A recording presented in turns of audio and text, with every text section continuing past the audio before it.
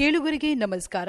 ನಮ್ಮ ಇಂದಿನ ಆಯುರ್ ಸಿಂಚನ ಕಾರ್ಯಕ್ರಮದಲ್ಲಿ ನಮ್ಮೊಂದಿಗಿದ್ದಾರೆ ಡಾಕ್ಟರ್ ಕಾವ್ಯ, ಸಹಾಯಕ ಪ್ರಾಧ್ಯಾಪಕಿ, ಬಾಲರೋಗ ವಿಭಾಗ, ಎಸ್ಡಿಎಂ ಆಯುರ್ವೇದ ಕಾಲೇಜು ಆಸ್ಪತ್ರೆ ಮತ್ತು ಸಂಶೋಧನಾ ವಿಭಾಗ, ಕುತ್ಪಾಡಿ, ಉಡುಪಿ. ಇವರು ನಮ್ಮ ಇಂದಿನ ಕಾರ್ಯಕ್ರಮದಲ್ಲಿ ಮಕ್ಕಳಲ್ಲಿ ಕಂಡುಬರುವ ಸೆರೆಬ್ರಲ್ ಪಾಲ್ಸಿ ವಿಷಯದ ಬಗ್ಗೆ ಮಾಹಿತಿಯನ್ನ ನೀಡಲಿಕ್ಕಿದ್ದಾರೆ. ಡಾಕ್ಟರ್, ಕಾರ್ಯಕ್ರಮಕ್ಕೆ ಆತ್ಮೀಯವಾದ ಸ್ವಾಗತ. ಸೆರೆಬ್ರಲ್ ಪಾಲ್ಸಿ ಅಂದ್ರೆ ಏನು ಅಂತ ಹೇಳುವುದನ್ನ ನಮ್ಮ ಕೇಳುಗರಿಗೆ ಹೇಳ್ಬೋದಾ? ತಾಯಿಯ ಗರ್ಭದಲ್ಲಿರುವಾಗ ಅಥವಾ ಪ್ರಸವದ ಸಂದರ್ಭದಲ್ಲಿ, ಹುಟ್ಟುವಾಗ ಅಥವಾ ಹುಟ್ಟಿದ 2 ವರ್ಷದೊಳಗೆ ಮಗುವಿನ ತಲೆಯ ಭಾಗಕ್ಕಾಗುವ ಆಘಾತದ ಪರಿಣಾಮವಾಗಿ ಕಂಡುಬರುವಂತಹ ಒಂದು ಲಕ್ಷಣಗಳ ಸಮೂಹ ಅಂತವೇ ಹೇಳ್ಬಹುದು ಈ ಸೆರೆಬ್ರಲ್ ಪಾಲ್ಸಿಯನ್ನು. ಇದು ಮೆದುಳಲ್ಲಿ ಕಾಣಿಸಿಕೊಳ್ಳುವಂತಹ ಒಂದು ತೀವ್ರವಾದ ಒಂದು ಸಮಸ್ಯೆ ಆಗಿರ್ತದ. ಮೂಲತಃ ಮೆದುಳಿನ ಜೀವಕೋಶಕ್ಕೆ ಬೇಕಾದಂತಹ ಆಮ್ಲಜನಕದ ಕೊರತೆ ಆದಾಗ ಮೆದುಳು ತನ್ನ ಕಾರ್ಯಕ್ಷಮತೆಯನ್ನ ಕಳೆದುಕೊಳ್ತದೆ. ಸ್ಟ್ರಕ್ಚರಲ್ ಡಿಫೆಕ್ಟ್ ಅಂತ ಹೇಳ್ತದೆ, ರಚನಾತ್ಮಕವಾಗಿ ಅದು ಹಾಳಾಗ್ತದೆ. ಅದರಿಂದ ದೇಹದ ಇತರ ಭಾಗಗಳಿಗೆ ಅಥವಾ ಅಂಗಾಂಗಗಳಿಗೆ ಹಾಗೂ ಅವುಗಳ ಕಾರ್ಯಗಳಿಗೆ ಆಗುವ ಹಾನಿಯ ಪ್ರತಿಫಲವೇ ಈ ಅವಸ್ಥೆ. ಸೆರೆಬ್ರಲ್ ಪಾಲ್ಸಿಯ ಒಂದು ಕಾರಣಗಳ ಬಗ್ಗೆ ಏನು ಹೇಳ್ತೀರಾ? ಹಲವಾರು ಕಾರಣಗಳನ್ನ ಕೊಡಬಹುದು.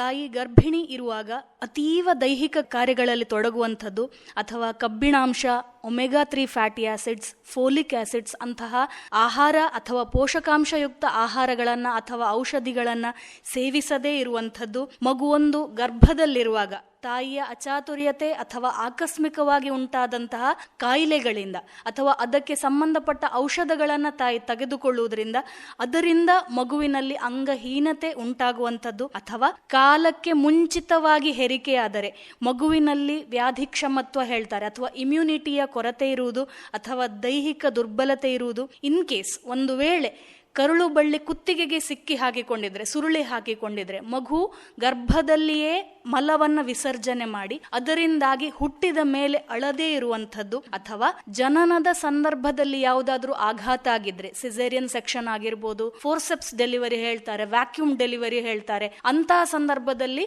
Direct injury to the head, ಮೆದುಳಿನ ಭಾಗಗಳಿಗಾಗುವಂತಹ ಆಘಾತಗಳಾಗಿರ್ಬೋದು, ಅಥವಾ ಮೊದಲ ವಾರದಲ್ಲಿ ಮಗುವಿಗೆ ಜಾಂಡಿಸ್ ಬರ್ತದೆ, ಕಾಮಾಲೆಯ ಕಾಯಿಲೆ, ಅದು ತೀವ್ರವಾಗಿರುವಾಗ ಸಕಾಲಿಕವಾಗಿ ಚಿಕಿತ್ಸೆಯನ್ನು ಕೊಡದೇ ಇರುವುದು, ಅಥವಾ ಹುಟ್ಟಿದ 2 ವರ್ಷದೊಳಗಾಗಿ ಆಗುವಂತಹ ಯಾವುದೇ ಆಘಾತಗಳಿಂದಾಗಿ ಇಂಥದ್ದೆಲ್ಲ ಲಕ್ಷಣಗಳನ್ನು ನಾವು ಕಾಣಬಹುದು. ಇದೆಲ್ಲವೂ ಕಾರಣಗಳೇ ಆಗಿರ್ತದೆ. ಪೋಷಕರಾಗಿ, ಹೆತ್ತವರಾಗಿ ಇದನ್ನ ಯಾವ ರೀತಿಯಲ್ಲಿ ಗುರುತಿಸಬಹುದು ಅಥವಾ ಯಾವಾಗ ವೈದ್ಯರನ್ನ ಸಂಪರ್ಕಿಸಬೇಕಾಗ್ತದೆ? ಇದರಲ್ಲಿ ಮೆದುಳಿನ ಯಾವ ಭಾಗಕ್ಕೆ ತೊಂದರೆ ಆಗ್ತದೆ, ಮೆದುಳಿನ ಪ್ರತಿ ಭಾಗವು ಬೇರೆ ಬೇರೆ ಕೆಲಸಗಳನ್ನು ಮಾಡುವಂಥದ್ದು. ಸೊ ಹುಟ್ಟಿದಾಗ ಮಗುವಿನ ಯಾವ ಮೆದುಳಿನ ಭಾಗಕ್ಕೆ ಆಮ್ಲಜನಕದ ಕೊರತೆಯಾಗಿರ್ತೆಯೋ ಮುಂದಿನ ಜೀವನದಲ್ಲಿ ಅಂತಹ ಭಾಗಗಳ ಅಂತಹ ಕಾರ್ಯಕ್ಷಮತೆಯ ಕೊರತೆಯನ್ನು ನಾವು ಕಾಣಬಹುದು.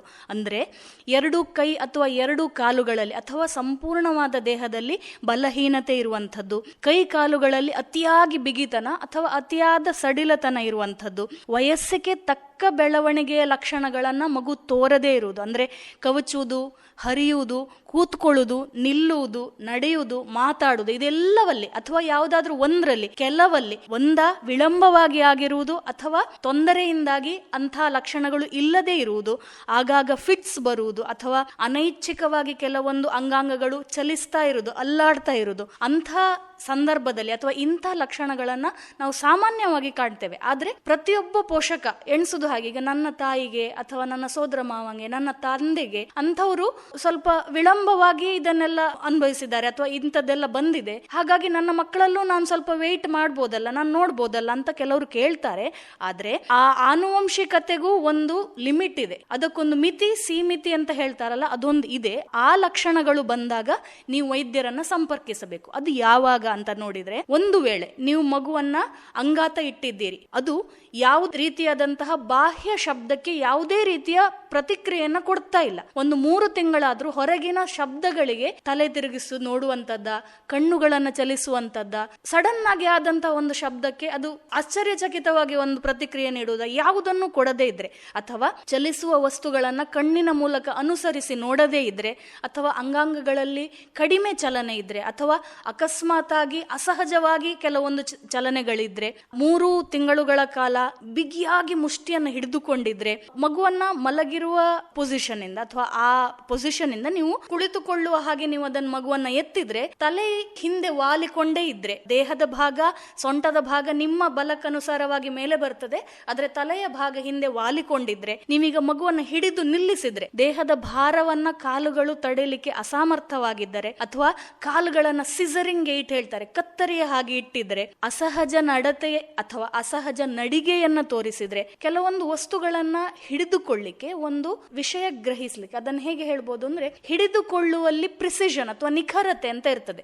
ನೀವು ಮೊಬೈಲ್ ಹಿಡ್ಕೊಳ್ಳೋದು ಬೇರೆ ತರ, ಒಂದು ಸೌಟ್ ಹಿಡ್ಕೊಳ್ತೀರಿ ಬೇರೆ ತರ, ಒಂದು ಚಮಚ ಹಿಡ್ಕೊಳ್ತೀರಿ ಬೇರೆ ತರ. ಅಂತಹ ಸ್ಪೆಸಿಫಿಸಿಟಿ ಅಥವಾ ಪ್ರಿಸಿಷನ್, ನಿಖರತೆ ಮಗುವಲ್ಲಿ ಇಲ್ಲದೆ ಇದ್ರೆ, ಯಾವುದೇ ವಸ್ತುವನ್ನ ಕೊಟ್ಟರು ಸಹ ಬಾಚಿ ಅದನ್ನ ಹಿಡಿದುಕೊಂಡಿದ್ರೆ 1 ವರ್ಷದವರೆಗೂ, ಇನ್ನು ಮಾತಿನ ವಿಷಯದಲ್ಲಿ ಬಂದ್ರೆ 12 ತಿಂಗಳುಗಳ ಒಳಗೆಯೂ ಒಂದೇ ಒಂದು ಶಬ್ದವನ್ನ ಮಾತಾಡದೇ ಇದ್ರೆ, ಯಾವ್ದಾದ್ರೂ ವಸ್ತು ಅಂತ ಗೊತ್ತಾದ್ರೆ, ತಂಗೆ ಬೇಕು ಅಂತ ಅನ್ಸಿಯ ಮಾತಾಡ್ಲಿಕ್ಕೆ ಗೊತ್ತಾಗದೆಯಾ, ಬೆರಳು ತೋರಿಸದೇ ಇದ್ರೆ, ವಸ್ತುವನ್ನ ಒಂದು ಕೈಯಿಂದ ಇನ್ನೊಂದು ಕೈಗೆ 1 ವರ್ಷವಾದ್ರೂ ವರ್ಗಾಯಿಸಿಕೊಳ್ಳಿಕ್ಕೆ ಗೊತ್ತಾಗದೇ ಇದ್ರೆ, 2 ವರ್ಷ ಆದ್ರೂ 2 ಪದಗಳನ್ನು ಹೇಳದೇ ಇದ್ರೆ, 2-3 ವರ್ಷಗಳ ನಂತರವೂ ಒಂದು ಸಾಮಾನ್ಯ ಸೂಚನೆ, ಈ ರೂಮಿಗೆ ಹೋಗು, ಇಲ್ಲಿಂದ ಒಂದು ವಾಟರ್ ಬಾಟಲ್ ತಕೊಂಡ್ ಬಾ, ಇಂತಹ ಒಂದು ಸಾಮಾನ್ಯ ಸೂಚನೆಗಳನ್ನು ಅನುಸರಿಸಲಿಕ್ಕೆ ಸಹ ಗೊತ್ತಾಗದೇ ಇದ್ರೆ, ಸಾಮಾಜಿಕವಾಗಿ ಬೆರೆಯದೇ ಇದ್ರೆ, ಅಥವಾ ಅತಿಯಾಗಿ ನಿಮ್ಮನ್ನೇ ಅವಲಂಬಿಸಿಕೊಂಡಿದ್ರೆ, ಇಂಥದ್ದೆಲ್ಲ ಲಕ್ಷಣಗಳಿರುವಾಗ ನೀವು ವೈದ್ಯರನ್ನ ನೋಡ್ಲೇಬೇಕಾಗ್ತದೆ. ಹುಟ್ಟಿದಾಗ ನಮಗೆ ಈ ಒಂದು ಸಮಸ್ಯೆಯ ಅರಿವು ಇರುವುದಿಲ್ಲ, ತದನಂತರದ ದಿನಗಳಲ್ಲಿ ಇದರ ಒಂದು ಸಮಸ್ಯೆ ಇದ್ರೆ ನಾವು ಅದನ್ನು ಗುರುತಿಸಿಕೊಳ್ಬೇಕಾಗ್ತದೆ ಅಂತ ಹೇಳುವಂತದ ನೀವು. ಹುಟ್ಟಿದಾಗ ಕೆಲವು ಮಕ್ಕಳು ಕೂಡ್ಲೇ ಅಳುವುದಿಲ್ಲ, ಅಳುವಿಕೆ ಹೊರಗಿನವರಿಗೆ ಅಳುವಿಕೆಯಾಗಿ ಕಂಡ್ರು ಆಂತರಿಕವಾಗಿ ಆ ಮಿದುಳಿಗೆ ಸಿಗುವಂತಹ ಆಮ್ಲಜನಕದ ಸೂಚನೆ. ಯಾವ ಮಗು ಹುಟ್ಟಿದಾಗ ಅಳುವುದಿಲ್ಲವೋ, ಅಥವಾ ಡೆಲಿವರಿಯೇ ಸ್ವಲ್ಪ, ಪ್ರಸವವೇ ಸ್ವಲ್ಪ ಪ್ರಾಬ್ಲಮ್ ಆಗಿ ಅಥವಾ ಏನಾದ್ರೂ ತೊಂದರೆಗಳಿಂದ ಆಗಿರ್ತದೆಯೋ, ಆಗ ಅವರು ಮುನ್ಸೂಚನೆಯಾಗಿ ಇದೆಲ್ಲ ಲಕ್ಷಣಗಳನ್ನ ತಲೆಯಲ್ಲಿ ಇಟ್ಟುಕೊಂಡು ವೈದ್ಯರನ್ನ ಕಾಣುವಂತಹ ನಿರೀಕ್ಷೆಯಲ್ಲಿ ಇರಬೇಕಾಗ್ತದೆ. ಹುಟ್ಟಿದಾಗವೇ ಇಂಥದ್ದೇನಾದ್ರೂ ಇದ್ರೆ, ಇಲ್ಲದಿದ್ರೆ ಮುಂದಿನ ದಿನಗಳಲ್ಲಾಗುವ ಬೆಳವಣಿಗೆಯ ಹಂತ ವಯಸ್ಸಿಗನುಸಾರವಾಗಿ ಏನೊಂದು ಆಗ್ಬೇಕಲ್ಲ, ಅದು ಆಗದೇ ಇದ್ದಾಗ ಮಾತ್ರ ವೈದ್ಯರನ್ನ ಕಂಡ್ರೆ ಸಾಕಾಗ್ತದೆ, ಇಲ್ಲದಿದ್ರೆ ಬೇಕು ಅಂತಿಲ್ಲ. ದೇಹದಲ್ಲಿ ಯಾವ್ದಾದ್ರೂ ಒಂದು ಜೀವಕೋಶದ ಹೆಸರು ಹೇಳ್ತೇನೆ, ರಕ್ತ ಅಂತ ತಿಳ್ಕೊಳ್ಳಿ. ಪ್ರತಿ 120 ದಿನ ಹೊಸ ರಕ್ತ ಉತ್ಪತ್ತಿ ಆಗ್ತದೆ. ಆದ್ರೆ ನರದ ಜೀವಕೋಶ ಅಥವಾ ಮಿದುಳಿನ ಜೀವಕೋಶಗಳು ಏನಿರ್ತದೆ, ಅದು ಒಮ್ಮೆ ಹಾಳಾದ್ರೆ it is a permanent damage, ಶಾಶ್ವತವಾಗಿ ಆಗುವಂತಹದೊಂದು ವಿಕಲತೆ. ಅದನ್ನ ನಾವು ಮೊದಲ 5 ವರ್ಷದೊಳಗಾಗಿ ಆದಂತಹ ಯಾವ ವಿಕಲತೆ ಉಂಟಲ್ಲ, ರಚನಾತ್ಮಕವಾದ ವಿಕಲತೆ, ಅದನ್ನ ಇನ್ನು ಮುಂದಿನ ಜೀವನದಲ್ಲಿ ಸರಿಪಡಿಸಿಕೊಳ್ತೇನೆ ಅಂದ್ರೆ ಆಗುವುದಿಲ್ಲ. ಆದ್ರಿಂದ ಆದಷ್ಟು ಬೇಗ ಅದನ್ನು ಗುರುತಿಸುವುದು ಉತ್ತಮ. ತಂದೆ ತಾಯಿಯ ಹೆಸರು ಹೇಳಿಯೋ ಆನುವಂಶಿಕತೆಯ ಹೆಸರು ಹೇಳಿ ಅದನ್ನು ಮುಂದೂಡುವುದು ಬೇಡ ಅನ್ನೋದು ಇದರ ಉದ್ದೇಶ. ಹಾಗೆ ಡಾಕ್ಟರ್, ಇದಕ್ಕೆ ಆಯುರ್ವೇದದಲ್ಲಿ ಯಾವ ರೀತಿಯ ಚಿಕಿತ್ಸೆಯನ್ನ ನಾವು ಕಾಣಬಹುದು ಅಂತ ಹೇಳ್ಬೋದಾ? ಯಾವಾಗ್ಲೂ ಅದು ಆಯುರ್ವೇದದಲ್ಲಿರಲಿ ಅಲೋಪತಿಯಲ್ಲಿರಲಿ, prevention is better than cure. ನೀವು ಇದು ಶಾಶ್ವತವಾಗಿ ಕಂಡು ಬರುವಂತಹ ಒಂದು ಅವಸ್ಥೆ ಅಂತ ಆಗಿರ್ಲಿಕ್ಕೆ ಹೋಗಿ ನೀವು ಆದಷ್ಟು ಇದನ್ನು ತಡೆಗಟ್ಟುವುದು ಹೇಗೆ ಅನ್ನೋದನ್ನ ಮುಂಚಿನಿಂದವೇ ಅಭ್ಯಾಸ ಮಾಡಿಕೊಳ್ಳುವುದು ಬೆಟರ್.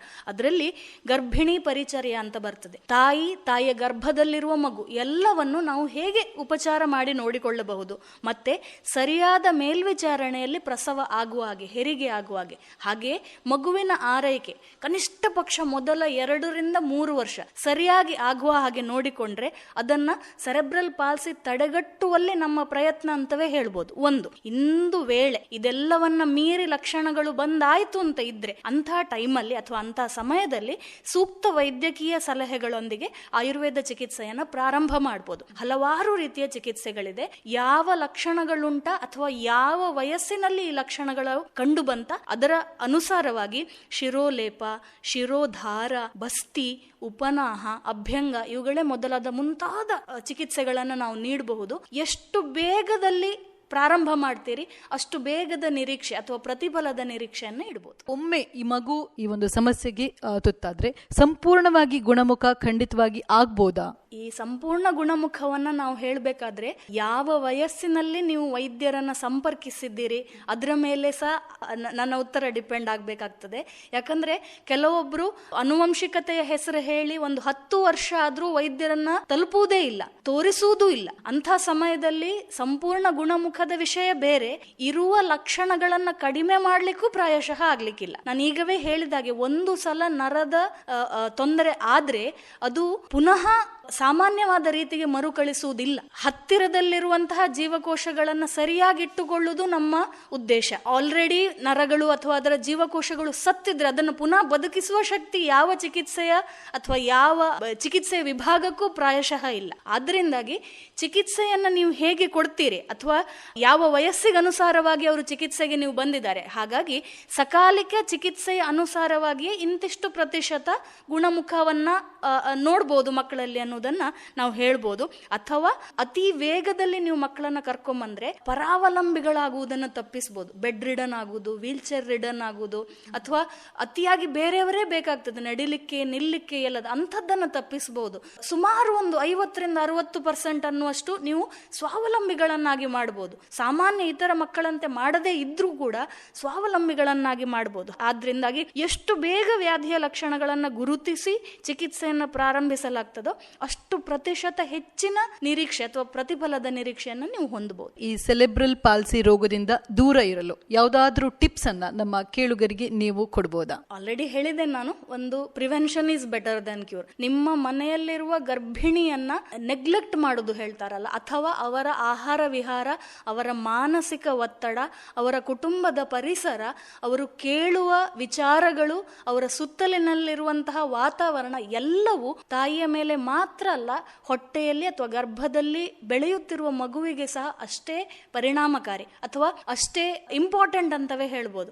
ಆದ್ರಿಂದಾಗಿ ಹುಟ್ಟಿದ ಕೂಡಲೇ ಸಿಕ್ಕುವಂತಹ ಅಥವಾ ಹುಟ್ಟಿದ ಕೂಡಲೇ ಕಾಣ ಸಿಗುವಂತಹ ಈ ವ್ಯಾಧಿ ಎಷ್ಟರ ಮಟ್ಟಿಗೆ ಶಾಶ್ವತವಾಗಿ ತನ್ನ ಅಂಗವಿಕಲತೆಯನ್ನು ತೋರಿಸಿಕೊಳ್ತದೆ ಅಂತ ಹೇಳಿದ್ರೆ, ಮಗು ಶಾಶ್ವತವಾಗಿ ಪರಾವಲಂಬಿಯೇ ಇರಬೇಕಾಗ್ತದೆ. ಅದು ತನ್ನ ಫ್ಯಾಮಿಲಿಗೆ ಅಥವಾ ತನ್ನ ಪರಿವಾರಕ್ಕೆ ಮಾತ್ರ ಅಲ್ಲ, ಸಮಾಜಕ್ಕೂ ಹೊರೆ ಆಗ್ತದೆ. ನಮ್ಮ ಕಾಗ್ನಿಟಿವ್ ಡೆವಲಪ್ಮೆಂಟ್ ಹೇಳ್ತಾರೆ, ಬುದ್ಧಿಮತ್ತೆಯಲ್ಲಿ ಕೊರತೆ ಇರುವುದು, ತನ್ನ ಕೆಲಸವನ್ನು ತಾನೇ ಮಾಡಿಕೊಳ್ಳಲಿಕ್ಕೆ ಆಗದೇ ಇರುವಂತದ್ದು, ಅಂಥದ್ದೆಲ್ಲವನ್ನ ತಡೆಗಟ್ಟಬೇಕಾದ್ರೆ ಗರ್ಭಿಣಿಯನ್ನೇ ಉಪಚಾರ ಮಾಡುವುದು ನೋಡ್ಬೇಕು. ಉಪಚಾರ ಅಂದ್ರೆ ತಾಯಿಯನ್ನ ಕೂರಿಸಿ ತಾಯಿ ಹತ್ರ ಏನೂ ಕೆಲಸ ಮಾಡಬೇಡಿ, ಅದಲ್ಲ ಉಪಚಾರ.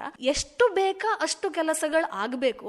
ಹಾಗೆ ತಾಯಿಗೆ ಬೇಕಾದಂತಹ ಆಹಾರ ಅಥವಾ ಪೋಷಕಾಂಶಯುಕ್ತ ಆಹಾರ ಅಥವಾ ಔಷಧಿಗಳನ್ನ ಕೊಡಬೇಕು. ಪ್ರಸವ ಕಾಲಿನದಲ್ಲಿ ಅಥವಾ ಹೆರಿಗೆಯ ಸಂದರ್ಭದಲ್ಲಿ ಅವರಿಗೆ ಯಾವುದೇ ಸೋಂಕುಗಳು ಬರದ ಹಾಗೆ. ಯಾಕಂದ್ರೆ ಮಗು ಗರ್ಭದಲ್ಲಿ ಇರುವಾಗವೇ ಮೊದಲ 3-4 ತಿಂಗಳಲ್ಲಿ ದೇಹದ ಎಲ್ಲ ಭಾಗಗಳು ರಚನೆಗೊಳ್ತವೆ. ಅಂತ ಟೈಮಲ್ಲಿ ತಾಯಿಗೆ ಏನಾದ್ರೂ ಪ್ರಾಬ್ಲಮ್ ಆದ್ರೆ ಅದು ಮಗುವಿಗೆ ಜನ್ಮ ಪೂರ್ತಿ ಅನುಭವಿಸುವಂತಹ ಕಾಯಿಲೆಗಳನ್ನು ತಂದೊಡ್ಡಬಹುದು. ಅಂಥದ್ದಕ್ಕೋಸ್ಕರ ಯಾವಾಗ್ಲೂ ಅದನ್ನ ತಡೆಗಟ್ಟುವಲ್ಲೇ ನಮ್ಮ ಪ್ರಯತ್ನ ಮುಂದುವರಿತಾ ಇರಬೇಕು. ಅದಲ್ಲದೆ ನಾನು ಹೇಳಿದಾಗೆ ಚಿಕಿತ್ಸೆಯ ಲಕ್ಷಣದಲ್ಲಿ ಗರ್ಭಿಣಿಯರಿಗೆ ಗರ್ಭಾವಸ್ಥೆಯಲ್ಲಿರುವಂತಹ ಮಗುವಿನ ಉತ್ತಮ ಉಪಚಾರಗಳನ್ನು ಮಾಡಿಯೇ, ಹಾಗೆ ಒಂದು ವೇಳೆ ಕಾಯಿಲೆಯ ಲಕ್ಷಣಗಳನ್ನು ಮುಂಚೆ ನೀವು ನೋಡ್ಕೊಂಡಿದ್ರೆ ಅತಿ ಶೀಘ್ರವಾಗಿ ಅದನ್ನು ಗುರುತಿಸಿಕೊಂಡು ಸಕಾಲಿಕವಾಗಿ ಅದಕ್ಕೊಂದು ತಪಾಸಣೆಯನ್ನು ಕೊಟ್ಟು ಚಿಕಿತ್ಸೆಯನ್ನು ಕೊಟ್ಟರೆ ಮಗುವಿನಲ್ಲಿಯೂ ಕೂಡ ನೀವು ಆತ್ಮನಿರ್ಭರತೆಯನ್ನು ಹೆಚ್ಚಿಸಬಹುದು ಮುಂದಿನ ಕಾಲಗಳಲ್ಲಿ.